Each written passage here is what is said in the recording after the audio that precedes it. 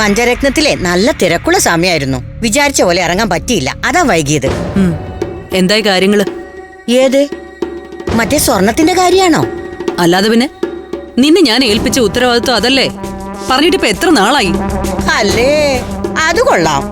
അത്രയും റിസ്ക് ഉള്ള കാര്യം അങ്ങനെ ചെയ്യാൻ പറ്റുമോ? റിസ്ക് എനിക്ക് മാത്രല്ല, മേഡത്തിനും കൂടിയാ. അതൊക്കെ എനിക്കറിയാം. നീ എന്നെ പറഞ്ഞു പഠിപ്പിക്കൊന്നും വേണ്ട.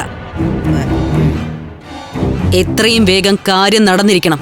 അമൃതയുടെ സ്വർണം എന്റെ കയ്യിലെത്തണം. മേഡം, അന്ന് മേഡം പറഞ്ഞു, അത് ഞാൻ കേട്ടു. ചെയ്യാമെന്ന് ഏൽക്കുകയും ചെയ്തു. പക്ഷേ അണ്ടിയോട് അടുക്കുമ്പോഴല്ലേ മേഡം മാങ്ങയുടെ പുളി അറിയൂ. നിങ്ങൾ എന്തോന്നാ ഈ പറഞ്ഞു വരുന്നേ? അല്ല മേഡം, കാര്യത്തിലേക്ക് ഇറങ്ങി ചെന്നപ്പോഴാ എനിക്ക് അതിന്റെ ഒരു പ്രയാസം മനസ്സിലായത്. എന്നുവെച്ചാ നിന്നെ കൊണ്ടത് പറ്റില്ല എന്നാണോ?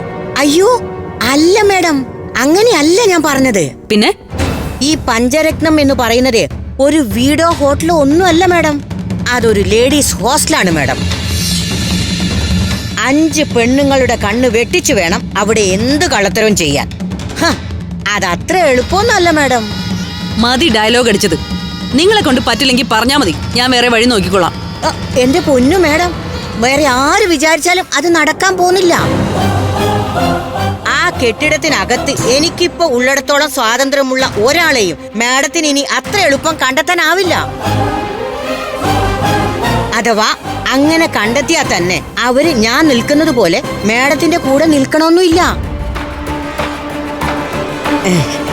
ഞാൻ ആകെ ആവശ്യപ്പെടുന്നത് ഒരല്പം കൂടെ സമയമാണ് മേഡം.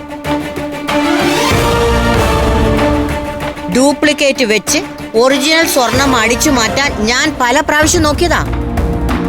പക്ഷേ പഞ്ചരത്നത്തിലെ 5-1 എപ്പോഴും ആ റൂമിൽ കാണും. അമൃത ഇപ്പൊ ആശുപത്രിയിൽ കൂട്ടിരിപ്പ് നിർത്തിയത് കൊണ്ട് എപ്പോഴും വീട്ടിൽ തന്നെയാ. പോരാത്തതിന് അടുക്കളയിലെ സഹായികളുടെ കേറി ഇറങ്ങല് വേറെ. ഇതിനൊക്കെ ഇപ്പൊ ഞാൻ വേണോ പരിഹാരം കണ്ടെത്തി തരാൻ? വേണ്ട വേണം, ഞാൻ സാഹചര്യങ്ങൾ വിശദീകരിച്ച് പറഞ്ഞേ ഉള്ളൂ. എനിക്കിതൊന്നും കേൾക്കണ്ട. ഇന്ന് തന്നെ സ്വർണം എന്റെ കയ്യിൽ കിട്ടിയിരിക്കണം. അല്ലേ, ഇത് കേട്ടാ സ്വർണത്തിന്റെ ഉടമസ്ഥയാണ് മേഡം എന്ന് തോന്നുമല്ലോ. മേഡത്തിന് ഒരു ഉപകാരം ആയിക്കോട്ടെ എന്ന് വെച്ച് ഞാൻ എടുക്കുന്ന റിസ്ക് അത്. പക്ഷേ അതിന്റെ പേരിൽ എന്നോടിങ്ങനെ കൽപ്പിക്കാൻ വന്നാ പിന്നെ ഇതിനു വേണ്ടി ഞാൻ നിന്റെ കാല് പിടിക്കണം?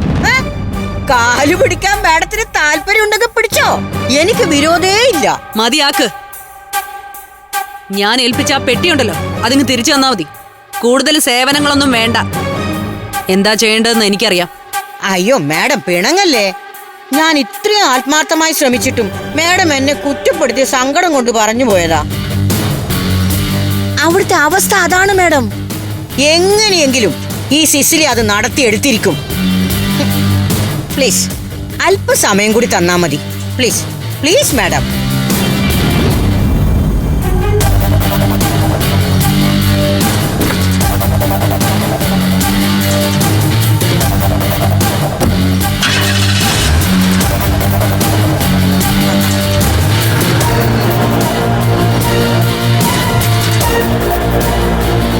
മൂർഖം പാമ്പിനെ ആണല്ലോ കർത്താവേ ചവിട്ടിയത്.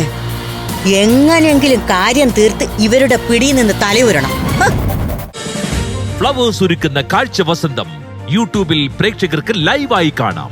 ഫ്ലവേഴ്സ് കോമഡിയിൽ ജോയിൻ ചെയ്യൂ, ആസ്വദിക്കൂ.